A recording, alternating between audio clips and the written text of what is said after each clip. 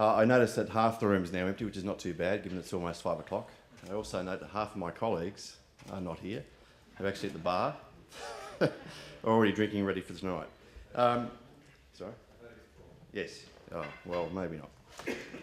I wanted to talk about, I was asked to do a presentation on funding models and how it works in Australia and some of the products that we've got back home in Australia that are part of the funding model that are not available in other jurisdictions around the world. So they're not new in a sense, but they're new in respect of jurisdictions that actually haven't got them just yet. A bit of a background for Tabcorp. It's the largest wagering operator back home in Australia, which recently relaunched some of our brands with Tab and tab.com.au. A few other businesses called Luxbet and Trackside, which I'll talk about shortly. We also look after Sky Racing, or the racing broadcaster, one of the racing broadcasters back home. On the gaming side, we're a slot machine management service provider, and lastly, a Keno producer. So we're the largest operator in Australia from a wagering perspective. Some background to give you some history, because a lot of the history is common across the globe. Back in the 1960s, each of the state governments back home in Australia realised that there was a plethora of illegal betting activity going on in suburban Australia. And in fact, I told the story yesterday at the EPMA meeting, my house in the back room. I always wondered as a kid, why were there so many phones and desks in the back room? And it wasn't until I was about 12 or 13 I found out that my grandfather was operating an SP bookmaking shop back home, and it was quite rife in Australia in the early 50s and 60s, and the government had a Royal Commission, and from that Royal Commission it was decided to set up, each state government would set up what was called a Totalisator Agency Board, and that's where the synonym TAB comes from. And it was a way of legalising off-track betting, providing funding to the racing industry, and providing government with a source of revenue. And the sole activity historically of the TAB was in fact pari-mutuel betting, and we've seen that. So it's over 50 years old now, and it's the primary source of funding for the racing industry, and has been for some time. In the 90s, the governments, God bless them, decided to privatise some of the TABs. So Victoria was the first one to kick off back in 1994, New South Wales followed suit in 1998, Queensland followed suit in 1999, so progressively the TABs have been privatised. In Victoria, for example, was a 75-25 joint venture with the racing industry. The wagering licence has just been recently awarded back to Tabcorp, and under the new arrangement, the racing industry is in a joint venture with us on a 50-50 basis, gone from the 75-25. Last year alone, over 590 million Aussie dollars was generated for both the New South Wales and Victorian racing industry alone. So it's quite a sizable funding mechanism for the racing industry back in Australia. And as we sit here today, there are only 2 TABs remaining outstanding, which are still government owned, or government owned in inverted commas. That's the ACT and West Australia. So we've gone through a period of expansion over the last 20, 30 years, and it's, in most of the time it's been incremental. There haven't been revolutionary products being added to the pari-mutuel model, but progressively things have happened. And when TAB first kicked off back in the 60s, it was about doubles betting. And it was about the fact that you walked into a shop and you're required to get out of the shop as quickly as you could. It was against the law to loiter within a TAB shop. And we've gone from that in the 60s to where we like to keep our customers for as long as we can to make sure the entertainment experience is what they're after. So we've gone from doubles betting right through to Big Six. We've gone through innovations such as flexi betting, which a lot of countries have now followed suit. And the race is always on for new products. Some work, some don't.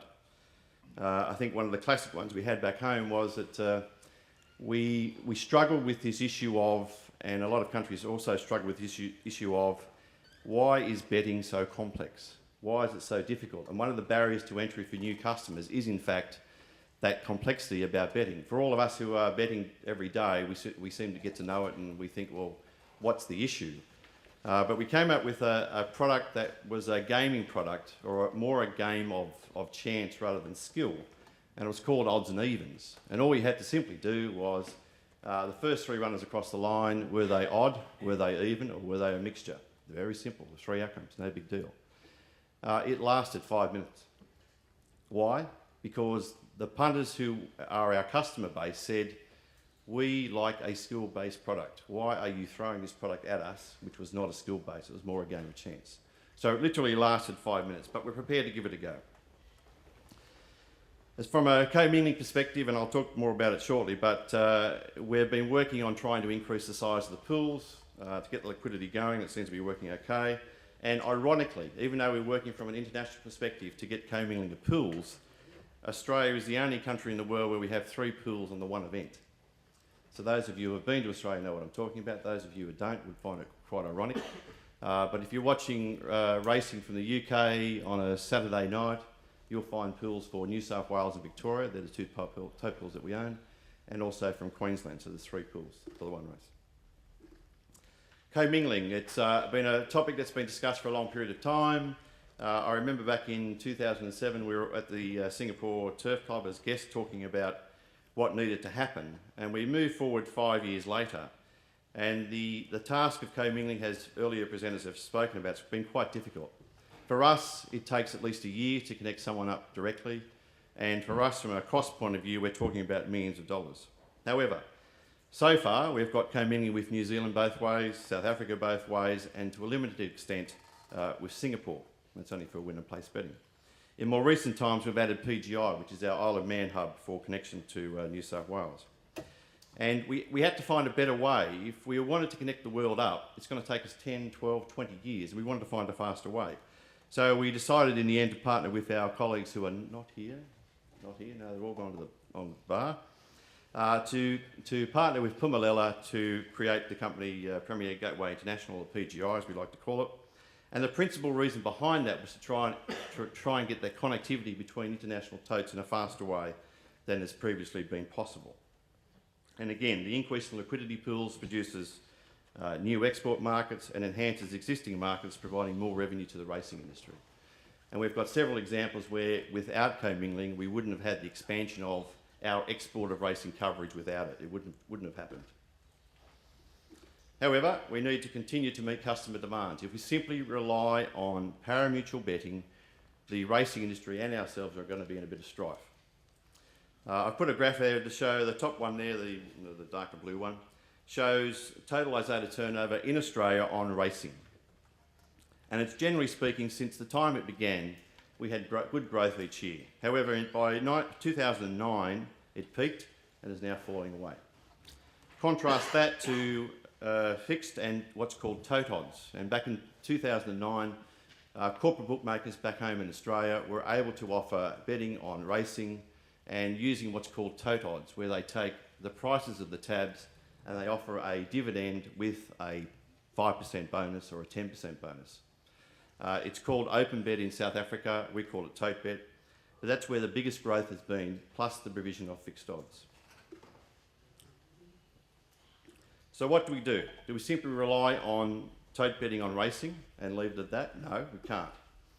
We also offer tote betting on sport. There's been a bit talk in the early discussions about pari-mutuel sports pools.